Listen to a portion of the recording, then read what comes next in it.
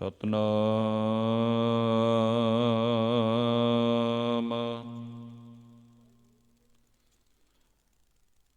ਧੰਨ ਵਾਹਿਗੁਰੂ ਸਾਹਿਬ ਜੀਓ।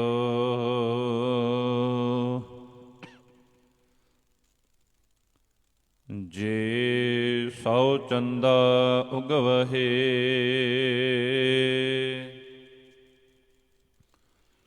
ਸੂਰਜ ਚੜ੍ਹੇ ਹਜ਼ਾਰ,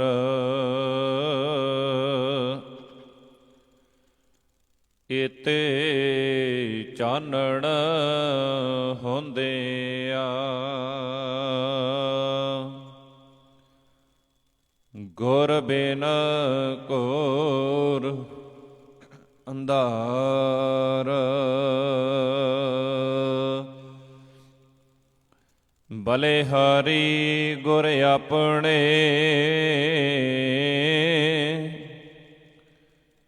ਦਿਵਹਾੜੀ ਸਦਵਾਰ। ਜਿਨ ਮਾਨਸ ਤੇ ਦੇਵਤੇ ਕੀਏ ਕਰਤ ਨ ਲਾਗੀ ਵਾਰ। ਸੋ ਕਹੋ ਟਲ ਗੁਰ ਸੇਵੀਐ ਅਹਨਿਸ ਸਹਿਜ ਸੁਭਾਏ। ਦਰਸ਼ਨ ਪਰਸੈ ਗੁਰੂ ਕੈ ਜਨਮ ਮਰਨ ਦੁਖ ਹੋਵੈ ਸਿਫਤ ਖੁਸਾਮਦੀ। ਨੂਰ ਅਰਸਹ ਕੁਰਸਹ ਤੁਧ ਡਿਠੇ ਸੱਚੇ ਪਾਤਸ਼ਾਹ। ਮਲ ਜਨਮ ਜਨਮ ਦੀ ਸੱਜਣ ਸੱਚਾ ਪਾਤਸ਼ਾਹ। ਸਿਰ ਸ਼ਾਹਦੈ ਜਿਸ ਪਾਸ ਬੈਠਿਆ ਸੋਹੀਐ ਸਭਨਾ ਦਾਵੇ। ਜਿਸ ਪਾਸ ਬੈਠਿਆ ਸੋਹੀਐ ਸਭਨਾ ਦਾਵੇ ਸਾਹੋ। ਸਤਨਾਮ। ਧੰਨ ਵਾਹਿਗੁਰੂ ਸਾਹਿਬ ਜੀਓ। ਤਨਾਸਰੀ ਮਹੱਲਾ ਪੰਜਵਾ।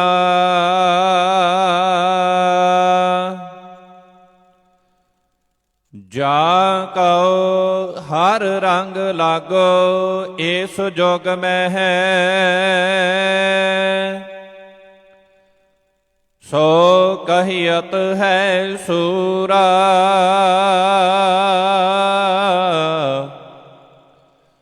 ਆਤਮ ਜਿਣੈ ਸਗਲ ਵਸ ਤਾਂ ਕੈ।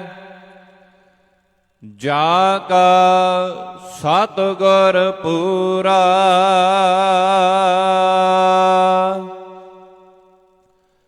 ਜਾ ਕਉ ਹਰ ਰੰਗ ਲਾਗੋ ਇਸ ਜੁਗ ਮਹਿ। ਸੋ ਕਹੀਅਤ ਹੈ ਸੂਰਾ ਆਤਮ ਜਿਣੈ ਸਗਲ ਵਸ ਤਾਂ ਕੈ।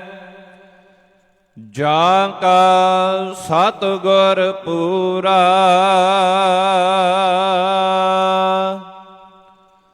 ਠਾਕੁਰ ਗਾਈਐ ਆਤਮ ਰੰਗ। ਸ਼ਰਣੀ ਪਾਵਨ ਨਾਮ ਧਿਆਵਨ। ਸਹਿਜ ਸਮਾਵਨ ਸੰਗ ਰਹਾਉ। ਜਾਨ ਕੇ ਚਰਨ ਵਸਹਿ ਮੇਰੇ ਹੀਅਰੈ। ਸੰਗ ਪੁਨੀਤਾ ਦੇਹੀ ਜਾਨ ਕੀ ਧੂਰ ਦੇਹੁ ਕਿਰਪਾ ਨਿਦ ਨਾਨਕ ਕੈ ਸੁਖ ਏਹੀ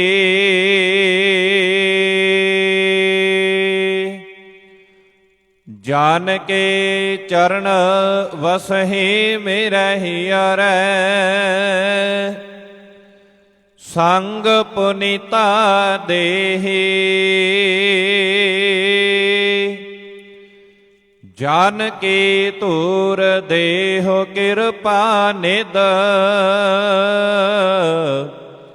ਨਾਨਕ ਕੈ ਸੁਖ ਏਹੀ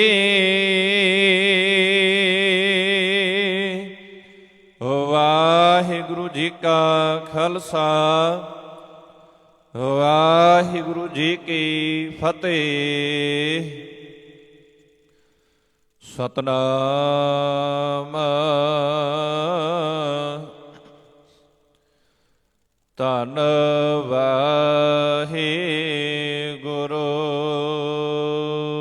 ਸਾਹਿਬ ਜੀਓ। ਬਿਖੈ ਬਨ ਫੀਕਾ ਤਿਆਗ ਰੀ ਸਖੀਏ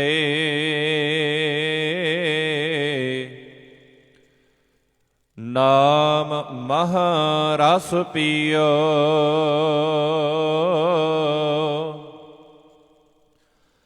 ਬਿਨ ਰਸ ਚਾਖੈ ਬੁੱਢ ਗਈ ਸਗਲੀ ਸੁਖੀ ਨਾ ਹੋਵਤ ਜੀਓ।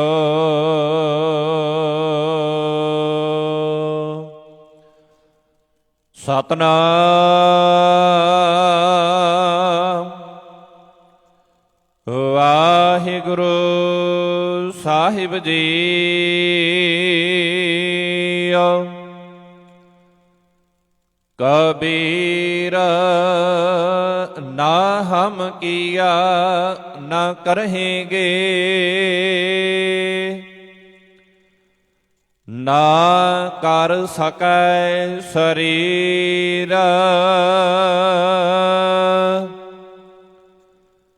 ਕਿਆ ਜਾਨੋ ਕਿਛ ਹਰਿ ਕੀਆ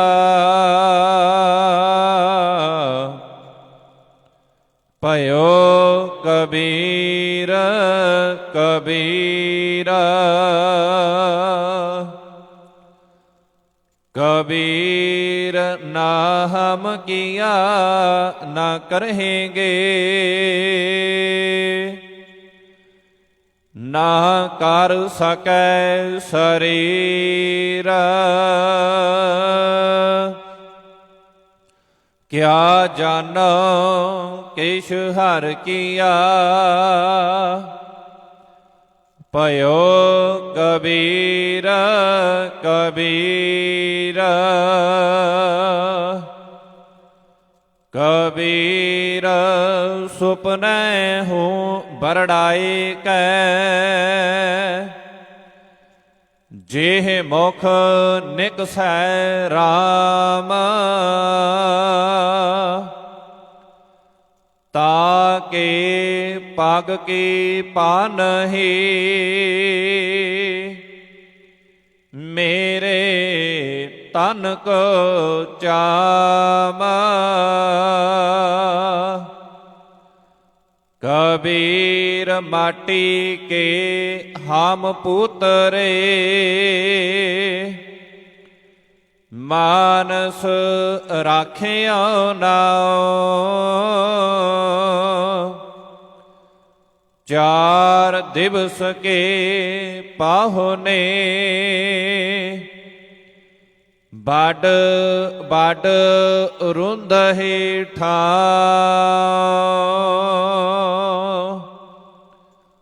ਕਬੀਰ ਮਾਟੀ ਕੇ ਹਮ ਪੁੱਤਰੇ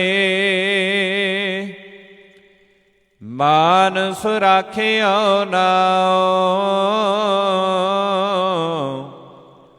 ਚਾਰ ਦਿਵਸ ਕੇ ਪਾਹੁਨੇ, ਬਾਡ ਬਾਡ ਰੁੰਦ ਹੇਠਾਂ।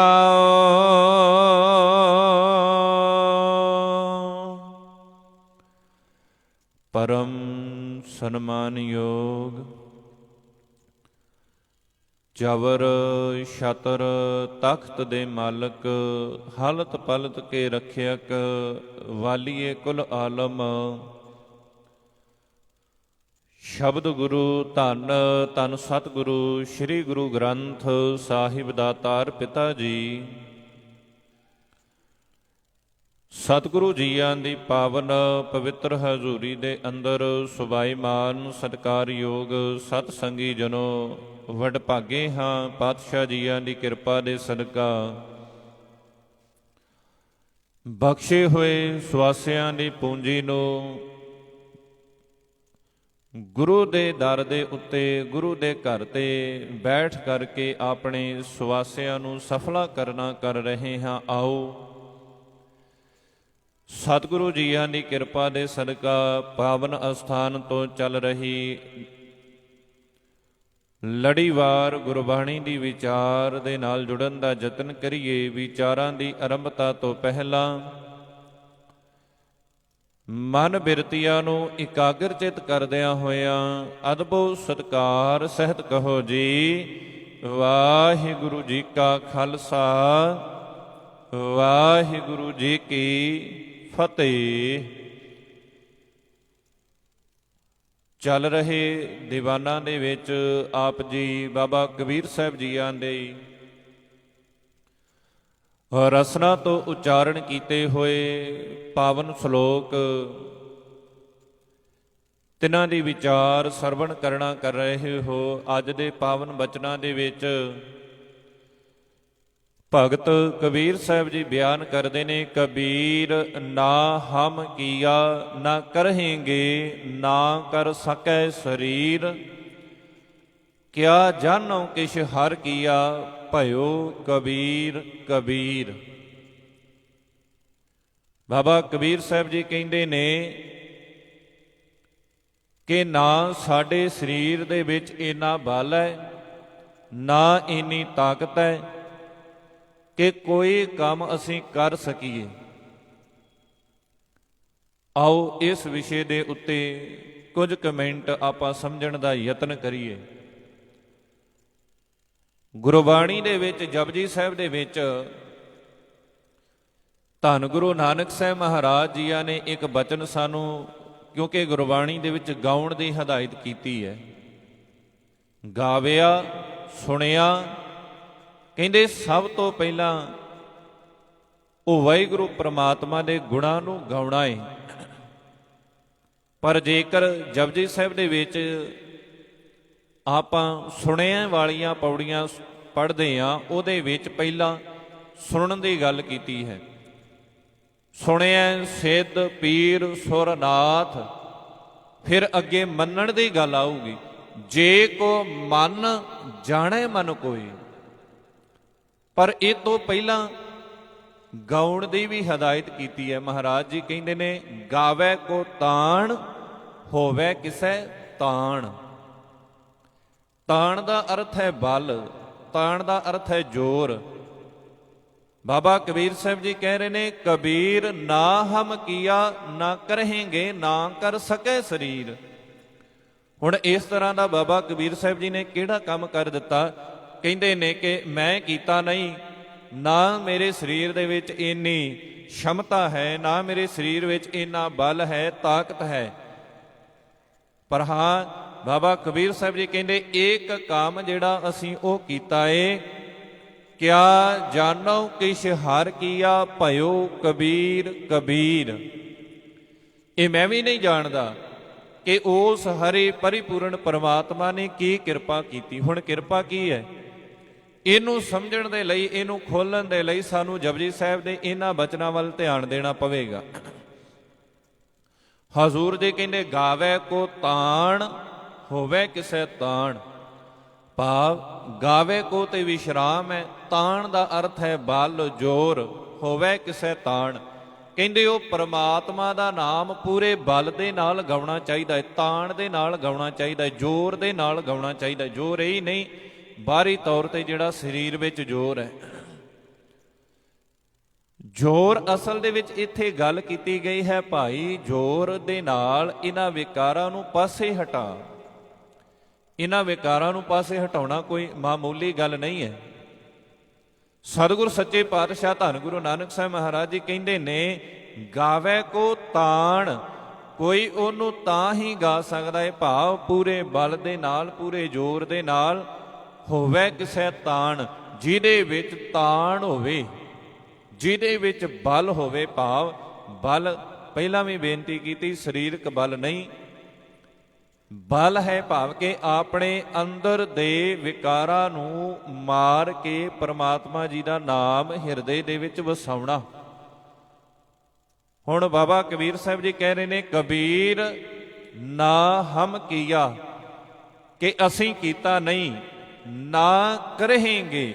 ਆਉਣ ਵਾਲੀ ਲਾਈਫ ਦੇ ਵਿੱਚ, ਆਉਣ ਵਾਲੀ ਜ਼ਿੰਦਗੀ ਦੇ ਵਿੱਚ ਇਹਦੇ ਬਾਰੇ ਕੁਝ ਸੋਚਿਆ ਵੀ ਨਹੀਂ ਹੈ। ਇਨਸਾਨ ਕਿਸੇ ਵੇਲੇ ਆਉਣ ਵਾਲੇ ਟਾਈਮ ਦੇ ਬਾਰੇ ਸੋਚ ਲੈਂਦਾ ਹੈ, ਕਿਉਂਕਿ ਮਨੁੱਖ ਦੀ ਜ਼ਿੰਦਗੀ ਦਾ ਇਹ ਇੱਕ ਪਾਰਟ ਹੈ, ਇਹ ਇੱਕ ਹਿੱਸਾ ਹੈ ਕਿ ਉਹ ਸੋਚਦਾ ਹੈ ਕਿ ਅੱਜ ਦਾ ਜਿਵੇਂ ਟਾਈਮ ਟੇਬਲ ਹੈ, ਟਾਈਮ ਟੇਬਲ ਬਣਾ ਲਿਆ, ਅੱਜ ਆਹ ਕੰਮ ਕਰਾਂਗੇ ਸਾਰੇ ਦਿਨ ਦੇ ਵਿੱਚ। ਪਰ ਕਹਿੰਦੇ ਨੇ ਦਿਨ ਦੇ ਵਿੱਚ ਕੀਤੇ ਹੋਏ ਕੰਮ ਵੱਧ ਗਏ ਨੇ, ਕੰਮ ਜ਼ਿਆਦਾ ਨੇ, ਟਾਈਮ ਥੋੜਾ ਹੈ। ਹੁਣ ਟਾਈਮ ਥੋੜਾ ਹੈ, ਟਾਈਮ ਦੇ ਹਿਸਾਬ ਦੇ ਨਾਲ ਕੰਮ ਦੀ ਵੰਡ ਕੀਤੀ, ਪਰ ਉਹ ਕੰਮ ਟਾਈਮ ਦੇ ਇੱਕ ਦਿਨ ਦੇ ਵਿੱਚ ਪੂਰਾ ਨਹੀਂ ਆਇਆ। ਆਪਾਂ ਕਿਸੇ ਵੇਲੇ ਕੋਈ ਕੰਮ ਕਰ ਰਹੇ ਹੋਈਏ, ਕਾਰਜ ਕਰ ਰਹੇ ਹੋਈਏ, ਇੱਕ ਦਿਨ ਦੇ ਵਿੱਚ ਕੰਮ ਨਹੀਂ ਹੋਵੇਗਾ। ਹੁਣ ਕਿਸੇ ਨੇ ਮਕਾਨ ਖੜਾ ਕਰਨਾ ਹੈ, ਉਹ ਇੱਕ ਦਿਨ ਦੇ ਵਿੱਚ ਖੜਾ ਨਹੀਂ ਹੋ ਜਾਵੇਗਾ, ਉਹਦੇ ਲਈ ਦਿਨ ਲੱਗਣਗੇ, ਦਿਨਾਂ ਤੋਂ ਬਾਅਦ ਮਹੀਨੇ ਲੱਗਣਗੇ, ਮਹੀਨੇ ਤੋਂ ਬਾਅਦ ਕਿਸੇ ਵੇਲੇ ਸਾਲ ਵੀ ਲੱਗ ਜਾਂਦਾ ਪੂਰਾ ਕੰਪਲੀਟ ਹੁੰਦਿਆਂ। ਕਹਿੰਦੇ ਨੇ ਕੁਝ ਕੰਮ ਐਸੇ ਨੇ ਜਿਹੜੇ ਅਗਲੇ ਦਿਨ ਤੇ ਪਾਉਣੇ ਪੈਂਦੇ ਨੇ, ਪਰ ਬਾਬਾ ਕਬੀਰ ਸਾਹਿਬ ਜੀ ਕਹਿੰਦੇ ਅਸੀਂ ਅਗਲੇ ਦਿਨ ਤੇ ਨਹੀਂ, ਸਾਨੂੰ ਪਤਾ ਹੀ ਨਹੀਂ ਹੈ। ਕਬੀਰ ਨਾ ਹਮ ਕੀਆ ਨਾ ਕਰੇਂਗੇ, ਨਾ ਤੇ ਅਸੀਂ ਇਹ ਕੰਮ ਕੀਤਾ ਹੈ, ਨਾ ਆਉਣ ਵਾਲੀ ਜ਼ਿੰਦਗੀ ਦੇ ਵਿੱਚ ਕਰ ਸਕਦੇ ਹਾਂ। ਭਾਵ ਇਹ ਪਤਾ ਨਹੀਂ ਕਿ ਕਿਸ ਵੇਲੇ ਇਹ ਸਾਹਾਂ ਦੀ ਡੋਰ ਟੁੱਟ ਜਾਵੇ। ਬਾਬਾ ਕਬੀਰ ਸਾਹਿਬ ਜੀ ਦੇ ਆਪਣੇ ਖਿਆਲ ਨੇ, ਜੋ ਆਪਣੇ ਬਚਨ ਨੇ, ਜੋ ਆਪਣੇ ਵਿਚਾਰ ਨੇ, ਜੋ ਉਹ ਬਿਲਕੁਲ ਠੀਕ ਨੇ। ਭਾਵ ਕਿ ਅਸੀਂ ਕਰ ਨਹੀਂ ਸਕਦੇ, ਕਿਉਂਕਿ ਆਉਣ ਵਾਲੀ ਜ਼ਿੰਦਗੀ ਪਰਮਾਤਮਾ ਦੇ ਹੱਥ 'ਚ ਹੈ, ਸਾਡੇ ਹੱਥ 'ਚ ਨਹੀਂ। ਨਾ ਕਰ ਸਕੇ ਸਰੀਰ। ਹੁਣ ਵੇਖੋ ਇੱਥੇ ਪਹਿਲਾਂ ਕਿਹਾ ਕਿ ਅਸੀਂ ਕੀਤਾ ਨਹੀਂ, ਫਿਰ ਕਰ ਵੀ ਨਹੀਂ ਸਕਦੇ। ਨਾ ਕਰ ਸਕੇ ਸਰੀਰ, ਕਿ ਸਾਡਾ ਜਿਹੜਾ ਸਰੀਰ ਹੈ ਉਹ ਵੀ ਇਹ ਕੰਮ ਨਹੀਂ ਕਰ ਸਕਦਾ, ਕਿਉਂਕਿ ਪਤਾ ਨਹੀਂ ਇਹ ਸਰੀਰ ਅੱਜ ਹੈ, ਅਗਲੇ ਟਾਈਮ, ਅਗਲੀ ਘੜੀ ਹੋਵੇ ਜਾਂ ਨਾ ਹੋਵੇ। ਹੁਣ ਐਸੇ ਵੀ ਕੋਈ ਸਾਧੂ ਨੇ, ਐਸੇ ਵੀ ਭਗਤ ਨੇ ਜੋ ਪ੍ਰਮਾਤਮਾ ਦਾ ਨਾਮ ਜਪਦੇ ਜਪਦੇ ਇਸ ਸੰਸਾਰ ਤੋਂ ਅਲਵਿਦਾ ਕਹਿ ਗਏ ਨੇ। ਆ ਥੋੜੇ ਸਮੇਂ ਦੀ ਗੱਲ ਹੈ, ਕੇਸਗੜ੍ਹ ਸਾਹਿਬ ਸ੍ਰੀ ਅਨੰਦਪੁਰ ਸਾਹਿਬ ਹਜ਼ੂਰੀ ਰਾਗੀ ਕੀਰਤਨ ਕਰ ਰਿਹਾ ਹੈ। ਕੀਰਤਨ ਕਰਦੇ ਸਮੇਂ ਹੀ ਉਹਦੀ ਉੱਥੇ ਮੌਤ ਹੋ ਗਈ। ਕਈ ਐਸੀਆਂ ਘਟਨਾਵਾਂ ਸਾਡੇ ਸਾਹਮਣੇ ਆਉਂਦੀਆਂ ਨੇ। ਭਾਵ ਕਿ ਇਹ ਸਰੀਰ ਦਾ ਕੋਈ ਭਰੋਸਾ ਨਹੀਂ। ਕਹਿੰਦੇ ਸਰੀਰ ਵਿੱਚ ਇੰਨਾ ਬਲ ਨਹੀਂ, ਇੰਨੀ ਤਾਕਤ ਨਹੀਂ ਕਿ ਅਸੀਂ ਕੋਈ ਕੰਮ ਕਰ ਸਕੀਏ। ਕਿਆ ਜਾਣੋ ਕਿ ਸ਼ਹਰ ਕੀਆ, ਮੈਂ ਨਹੀਂ ਜਾਣਦਾ ਪ੍ਰਮਾਤਮਾ ਦਾ ਨਾਮ ਜਪਣ ਦੇ ਨਾਲ ਕੀ ਹੋਇਆ, ਜਾਂ ਕੀ ਰਹਿਮਤਾਂ ਦਿੱਤੀਆਂ, ਕੀ ਬਖਸ਼ਿਸ਼ਾਂ ਕੀਤੀਆਂ। ਭਇਓ ਕਬੀਰ ਕਬੀਰ। ਹਾਂ ਇੰਨਾ ਪਤਾ ਹੈ ਕਿ ਪ੍ਰਮਾਤਮਾ ਦਾ ਨਾਮ ਜਪਣ ਦੇ ਨਾਲ ਭਗਤ ਕਬੀਰ ਜੀ ਕਹਿੰਦੇ ਨੇ ਸਾਰੇ ਲੋਕ ਕਬੀਰ ਦੀ ਉਸਤਤ ਕਰਨ ਲੱਗ ਪਏ ਨੇ। ਹੁਣ ਜਿਨ੍ਹਾਂ ਨੇ ਜਪਿਆ ਉਹਨਾਂ ਨੇ ਤੇ ਪਹਿਲਾਂ ਗਾਵਿਆ, ਫਿਰ ਸੁਣਿਆ, ਫਿਰ ਮੰਨ ਲਿਆ, ਕਿਉਂਕਿ ਆਪਾਂ ਚੰਗੀ ਤਰ੍ਹਾਂ ਜਾਣਦੇ ਹਾਂ ਕਿ ਪ੍ਰਮਾਤਮਾ ਜੀ ਦਾ ਨਾਮ ਜਿਹੜਾ ਹੈ ਉਹਨੂੰ ਗਾਉਣਾ ਲਾਜ਼ਮੀ ਹੈ।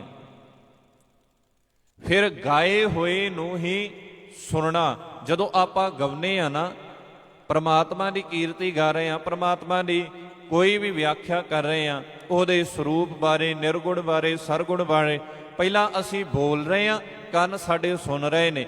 ਇਹੀ ਕੰਨਾਂ ਦੇ ਵਿੱਚੋਂ ਆਵਾਜ਼ ਸਾਡੇ ਮਨ ਦੇ ਵਿੱਚ ਜਾ ਰਹੀ ਹੈ। ਪਹਿਲਾਂ ਇਨਸਾਨ ਗਾਉਂਦਾ ਏ, ਬੋਲਦਾ ਏ, ਉਹੀ ਬੋਲ ਉਹਦੇ ਕੰਨਾਂ ਵਿੱਚ ਜਾਂਦੇ ਨੇ। ਕੰਨਾਂ ਤੋਂ ਬਾਅਦ ਭਾਵ ਕਿ ਉਹਦੇ ਮਨ ਦੇ ਵਿੱਚ, ਅੰਦਰ ਹਿਰਦੇ ਦੇ ਵਿੱਚ ਕਹਿੰਦੇ ਇਹ ਕਿਸੇ ਵੇਲੇ ਇਨਸਾਨ ਸਹਿਜ ਸੁਭਾਏ ਕੋਈ ਗੱਲ ਕਰ ਦਿੰਦਾ ਏ, ਉਹਨੂੰ ਆਪ ਵੀ ਨਹੀਂ ਪਤਾ ਹੁੰਦਾ ਕਿ ਇਹ ਗਿਆਨ ਮੈਨੂੰ ਹੈ, ਇਹ ਗੱਲ ਦਾ ਮੈਨੂੰ ਪਤਾ ਸੀ। ਫਿਰ ਉਹ ਆਪਣੇ ਮਨ ਦੇ ਵਿੱਚ ਵਸਾ ਲੈਂਦਾ ਏ। ਕੋਈ ਚੰਗੀ ਗੱਲ ਆਪਾਂ ਸੁਣਦੇ ਹਾਂ, ਕਿਸੇ ਪਾਸੋਂ ਕੋਈ ਚੰਗੀ ਗੱਲ ਜਦੋਂ ਆਪਾਂ ਸੁਣਦੇ ਹਾਂ, ਫਿਰ ਉਹਨੂੰ ਅਸੀਂ ਇਹ ਸਮਝ ਲੈਂਦੇ ਹਾਂ ਵੀ ਹਾਂ ਬਿਲਕੁਲ ਸਹੀ ਗੱਲ ਹੈ, ਇਸ ਗੱਲ ਵੱਲ ਤੇ ਮੈਂ ਕਦੀ ਧਿਆਨ ਹੀ ਨਹੀਂ ਦਿੱਤਾ। ਇੱਦਾਂ ਵੀ ਹੋ ਸਕਦਾ ਏ। ਇਹਨੂੰ ਤੇ ਆਪਣੇ ਮਨ ਦੇ ਵਿੱਚ ਵਸਾ ਲੈਣਾ ਚਾਹੀਦਾ ਹੈ, ਇਹਨੂੰ ਤੇ ਆਪਣੇ ਹਿਰਦੇ ਵਿੱਚ ਵਸਾ ਲੈਣਾ ਚਾਹੀਦਾ। ਇਸ ਕਰਕੇ ਬਾਬਾ ਕਬੀਰ ਜੀ ਕਹਿੰਦੇ, ਕਿਆ ਜਾਣੋ ਕਿਛ ਹਰ ਕੀਆ, ਮੈਂ ਨਹੀਂ ਜਾਣਦਾ ਪ੍ਰਮਾਤਮਾ ਨੇ ਕੀ ਰਹਿਮਤ ਕੀਤੀ ਹੈ, ਕੀ ਬਖਸ਼ਿਸ਼ ਕੀਤੀ ਹੈ। ਭਇਓ ਕਬੀਰ ਕਬੀਰ, ਦੁਨੀਆ ਦੇ ਵਿੱਚ ਭਗਤ ਵੀ ਹੋਏ ਨੇ, ਦੁਨੀਆ ਦੇ ਵਿੱਚ ਨਾਮ ਜਪਣ ਵਾਲੇ ਵੀ ਹੋਏ ਨੇ, ਪਰ ਕਹਿੰਦੇ ਜਿਵੇਂ ਕਬੀਰ ਸਾਹਿਬ ਜੀ ਦੀ ਉਸਤਤ ਹੋਈ, ਉਸ ਤਰੀਕੇ ਦੇ ਨਾਲ ਕਹਿੰਦੇ ਕਿਸੇ ਦੀ ਉਸਤਤ ਨਹੀਂ ਹੋਈ। ਕਿਸੇ ਨੇ ਉਹਨਾਂ ਨੂੰ ਸਤਿਕਾਰ ਜਾਂ ਕਿਸੇ ਨੇ ਉਹਨਾਂ ਨੂੰ ਇੰਨਾ ਮਾਣ ਨਹੀਂ ਬਖਸ਼ਿਆ। ਕਿਉਂ? ਕਿਉਂਕਿ ਇਹ ਹੋਇਆ ਸਾਰਾ ਕਿਵੇਂ ਹੈ? ਉਸ ਵਾਹਿਗੁਰੂ ਜੀ ਦੇ, ਅਕਾਲ ਪੁਰਖ ਪਰਮਾਤਮਾ ਜੀ ਦੇ ਨਾਮ ਜਪਣ ਦੇ ਸਦਕਾ। ਹੁਣ ਜਿਨ੍ਹਾਂ ਨੇ ਜਪ ਲਿਆ, ਉਹ ਆਪਾਂ ਜਦੋਂ ਭਾਈ ਗੁਰਦਾਸ ਜੀ ਦੀਆਂ ਵਾਰਾਂ ਪੜ੍ਹਦੇ ਹਾਂ ਜਾਂ ਧੰਨ ਗੁਰੂ ਗ੍ਰੰਥ ਸਾਹਿਬ ਮਹਾਰਾਜ ਜੀਆਂ ਦੇ ਬਚਨ ਪੜ੍ਹਦੇ ਹਾਂ, ਕਹਿੰਦੇ ਇੱਥੇ 5 ਸਾਲ ਦੇ ਬੱਚੇ ਵੀ ਪ੍ਰਮਾਤਮਾ ਦਾ ਨਾਮ ਜਪਣ ਵਾਲੇ ਉਹ ਵੀ ਤਰ ਗਏ ਨੇ, ਧਰੂ ਵਰਗੇ, ਪ੍ਰਹਿਲਾਦ ਵਰਗੇ।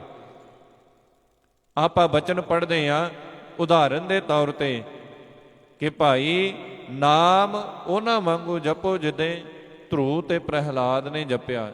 ਨਾਮ ਜਪੋ ਜੀ ਐਸੇ ਐਸੇ, ਧਰੂ ਪ੍ਰਹਿਲਾਦ ਜਪਿਓ ਜੈਸੇ, ਜਿਵੇਂ ਉਹਨਾਂ ਨੇ ਜਪਿਆ। ਇਸੇ ਤਰ੍ਹਾਂ ਬਾਬਾ ਕਬੀਰ ਸਾਹਿਬ ਜੀ ਕਹਿ ਰਹੇ ਨੇ, ਅਸੀਂ ਸਿਰਫ ਪ੍ਰਮਾਤਮਾ ਦਾ ਨਾਮ ਹੀ ਜਪਿਆ, ਪ੍ਰਮਾਤਮਾ ਦੇ ਨਾਮ ਨੂੰ ਹੀ ਆਪਣੇ ਹਿਰਦੇ ਵਿੱਚ ਧਾਰਨ ਕੀਤਾ। ਕਹਿਤ ਕਬੀਰ ਕਬੀਰ, ਉਹਦੇ ਨਾਮ ਦੇ ਹੀ ਕਿਰਪਾ ਦੇ ਸਦਕਾ ਕਹਿੰਦੇ ਲੋਕ ਕਬੀਰ ਦਾ ਜਸ ਗਾਉਣ ਲੱਗ ਪਏ ਨੇ, ਕਬੀਰ ਜੀ ਦੀ ਉਸਤਤ ਕਰਨ ਲੱਗ ਪਏ ਨੇ। ਕਬੀਰ ਸੁਪਨੇ ਹੂੰ ਬਰੜਾਏ ਕੈ, ਜਿਹ ਮੁਖ ਨਿਕਸੈ ਰਾਮ, ਤਾਂ ਕੇ ਪਗ ਕੀ ਪਾ ਨਹੀਂ, ਮੇਰੇ ਤਨ ਕੋ ਚਾਮ। ਹੁਣ ਅਗਲੇ ਬਚਨ ਦੇ ਵਿੱਚ ਬਾਬਾ ਕਬੀਰ ਸਾਹਿਬ ਜੀ ਕਹਿ ਰਹੇ ਨੇ, ਕਬੀਰ ਸੁਪਨੇ ਹੂੰ ਬਰੜਾਏ ਕੈ। ਕਈ ਵਿਅਕਤੀ ਜਦੋਂ ਸੌਂਦੇ ਨੇ ਨਾ ਰਾਤ ਨੂੰ, ਉਹਨਾਂ ਨੂੰ ਨੀਂਦ ਦੇ ਵਿੱਚ, ਕਈ ਨੀਂਦ ਦੇ ਵਿੱਚ ਚੱਲਦੇ ਨੇ, ਕਈ ਨੀਂਦ ਦੇ ਵਿੱਚ ਗੱਲਾਂ ਇਕੱਲੇ ਹੀ ਕਰੀ ਜਾਂਦੇ ਨੇ, ਬਰੜਾਉਣ ਭਾਵ ਕਿ ਉਹ ਬਰੜਾਉਂਦੇ ਨੇ। ਪਰ ਬਾਬਾ ਕਬੀਰ ਸਾਹਿਬ ਜੀ ਕਹਿੰਦੇ, ਕਬੀਰ ਸੁਪਨੇ ਹੂੰ ਬਰੜਾਏ ਕੈ, ਜੋ ਰਾਤ ਸੁੱਤੇ ਨੇ, ਸੁਪਨਾ ਆ ਰਿਹਾ ਏ, ਸੁਪਨੇ ਦੇ ਵਿੱਚ ਬਰੜਾ ਰਹੇ ਨੇ, ਭਾਵ ਕਿ ਸੁਪਨੇ ਦੇ ਵਿੱਚ ਬੋਲ ਰਹੇ ਨੇ, ਜਿਹ ਮੁਖ ਨਿਕਸੈ ਰਾਮ। ਪਰ ਇਹ ਨਹੀਂ ਉਹ ਸੰਸਾਰਿਕ ਤੌਰ ਦੇ ਉੱਤੇ, ਭਾਵ ਕਿ ਕੋਈ ਸੰਸਾਰਿਕ ਕਾਰਜ ਦੀਆਂ ਗੱਲਾਂ ਕਰ ਰਹੇ ਨੇ। ਜੇ ਤੇ ਉਹ ਪ੍ਰਮਾਤਮਾ ਵਾਹਿਗੁਰੂ ਜੀ ਦੇ ਨਾਮ ਨੂੰ ਜਪਦੇ ਨੇ, ਸੁਪਨੇ ਵਿੱਚ ਵੀ, ਸੁੱਤੇ ਵੀ ਪ੍ਰਮਾਤਮਾ ਦੇ ਨਾਮ ਨੂੰ ਜਪਦੇ ਨੇ।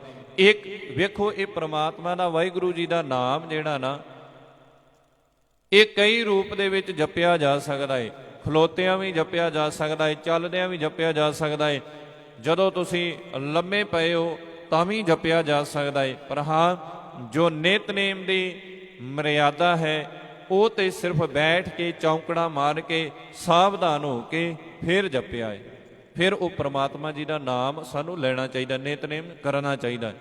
ਆਪਾਂ ਗੁਰਬਾਣੀ ਦੇ ਵਿੱਚ ਵੀ ਪੜ੍ਹਦੇ ਹਾਂ ਨਾ, ਸਾਵਧਾਨ ਇਕਾਗਰ ਚੀਤ, ਕਿ ਸਾਵਧਾਨ ਹੋ ਕੇ, ਇਕਾਗਰ ਹੋ ਕੇ, ਇੱਕ ਚਿੱਤ ਹੋ ਕੇ ਪ੍ਰਮਾਤਮਾ ਜੀ ਦਾ ਨਾਮ ਜਪਿਆ ਜਾਵੇ। ਇੱਥੇ ਸਰੀਰ ਦੀ ਗੱਲ ਨਹੀਂ ਕੀਤੀ, ਗੱਲ ਮਨ ਦੀ ਕੀਤੀ ਹੈ। ਸਰੀਰ ਹੁਣ ਵਕਤ, ਹਰ ਵਕਤ ਤੁਸੀਂ ਹੁਣ ਸਰੀਰ ਨੂੰ ਇਹ ਥੋੜ੍ਹੀ ਆਖੋਗੇ ਜੀ ਪ੍ਰਮਾਤਮਾ ਦਾ ਨਾਮ ਜਪਣਾ ਹੈ ਤੇ ਉਹਦੇ ਲਈ ਸਾਨੂੰ ਚੌਂਕੜਾ ਮਾਰਨਾ ਹੈ, ਉਹਦੇ ਲਈ ਸਾਨੂੰ ਟਾਈਮ ਕੱਢਣਾ ਹੈ। ਹਾਂ, ਜਿਹੜਾ ਨਿਯਮ ਹੈ ਸਵੇਰ ਅਤੇ ਸ਼ਾਮ ਦਾ, ਉਸ ਹਿਸਾਬ ਦੇ ਨਾਲ ਅਸੀਂ ਚੌਂਕੜਾ ਮਾਰ ਸਕਦੇ ਹਾਂ, ਅਭਿਆਸ ਕਰ ਸਕਦੇ ਹਾਂ।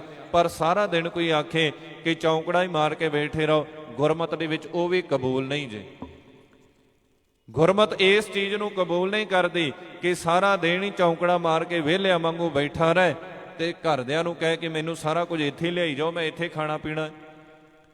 ਕਿਉਂਕਿ ਸਤਿਗੁਰੂ ਜੀ ਨੇ ਤੇ ਆਪ ਹੱਥੀਂ ਕਿਰਤ ਕੀਤੀ ਹੈ ਕਿ ਗੁਰੂ ਨਾਨਕ ਸਾਹਿਬ ਮਹਾਰਾਜ ਜੀ ਜਦੋਂ ਹਲ ਚਲਾਉਂਦੇ ਹੋਣਗੇ, ਖੇਤੀ ਕਰਦੇ ਹੋਣਗੇ, ਉਸ ਸਮੇਂ ਪਰਮਾਤਮਾ ਨੂੰ ਵਿਸਾਰ ਦਿੰਦੇ ਹੋਣਗੇ? ਨਹੀਂ, ਉਹ ਹਮੇਸ਼ਾ ਹੀ ਪਰਮਾਤਮਾ ਦੀ ਯਾਦ ਦੇ ਵਿੱਚ ਲੱਗੇ ਰਹਿੰਦੇ ਨੇ।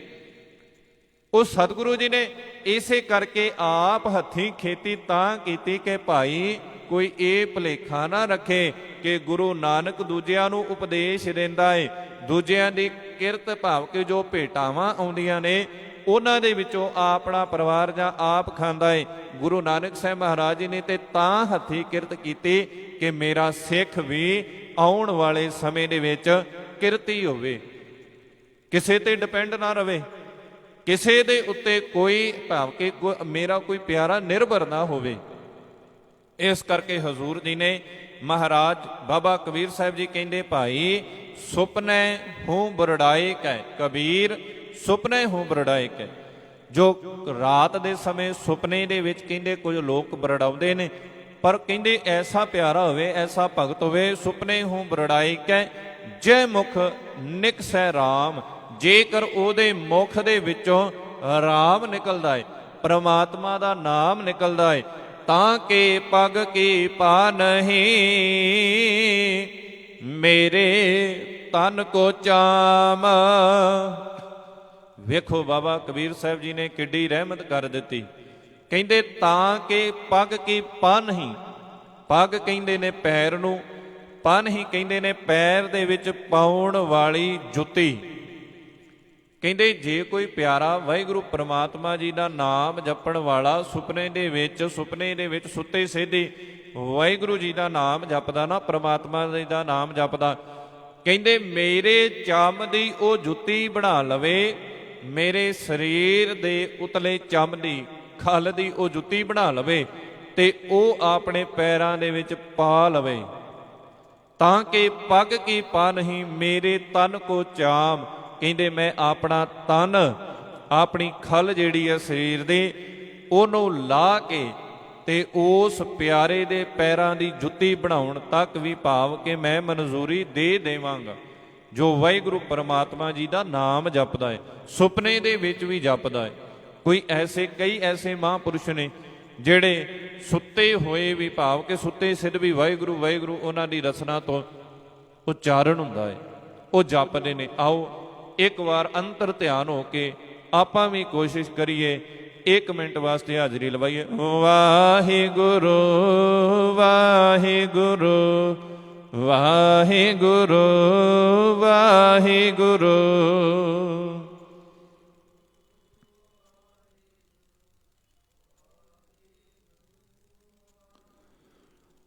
ਵਾਹਿਗੁਰੂ ਵਾਹਿਗੁਰੂ ਵਾਹਿਗੁਰੂ ਵਾਹਿਗੁਰੂ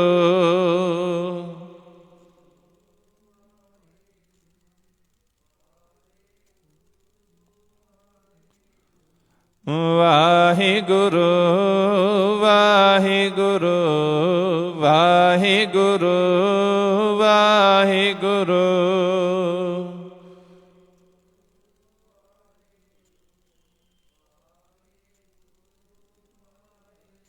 ਸਤਿਗੁਰੂ ਜੀ ਕਿਰਪਾ ਕਰਨ, ਸਭਨਾਂ ਦੇ ਸਿਰ ਉੱਤੇ ਮਾਲਕ ਜੀ ਮਿਹਰ ਭਰਿਆ ਹੱਥ ਰੱਖਣ। ਜੋ ਬਚਨ ਬਾਬਾ ਕਬੀਰ ਸਾਹਿਬ ਜੀਆਂ ਨੇ ਅੱਜ ਸਾਡੀ ਝੋਲੀ ਦੇ ਵਿੱਚ ਪਾਏ ਨੇ, ਇਹਨਾਂ ਬਚਨਾਂ ਦੇ ਅਨੁਸਾਰ ਆਪਣੇ ਜੀਵਨ ਨੂੰ ਬਤੀਤ ਕਰੀਏ ਤਾਂ ਲੋਕ ਸੁਖੀ ਪਰਲੋਕ ਸੁਹੇਲਾ ਸਤਿਗੁਰੂ ਜੀ ਦੀ ਕਿਰਪਾ ਦੇ ਸਦਕਾ ਹੋ ਜਾਵੇਗਾ। ਵਿਚਾਰ ਕਰਦਿਆਂ ਹੋਈਆਂ ਬੇਅੰਤ ਪ੍ਰਕਾਰ ਦੀਆਂ ਭੁੱਲਾਂ ਧੰਨ ਸਤਿਗੁਰੂ ਸ੍ਰੀ ਗੁਰੂ ਗ੍ਰੰਥ ਸਾਹਿਬ ਮਹਾਰਾਜ ਜੀ ਬਖਸ਼ਣ ਜੋਗ। ਅੰਤ ਵਿੱਚ ਬੁਲਾਓ ਫਤਿਹ ਆਖੋ ਜੀ ਵਾਹਿਗੁਰੂ ਜੀ ਕਾ ਖਾਲਸਾ ਵਾਹਿਗੁਰੂ ਜੀ ਕੀ ਫਤਿਹ।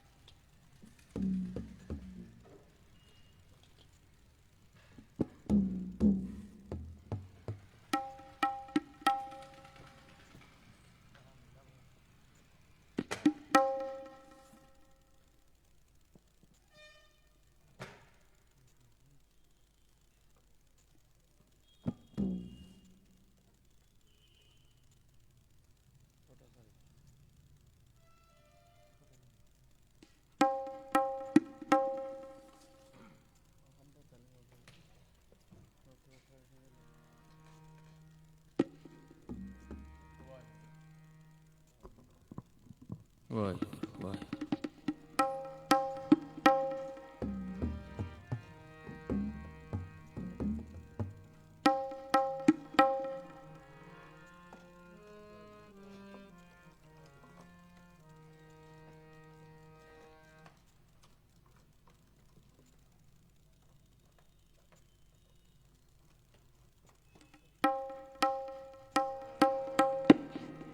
ਵਾਹਿ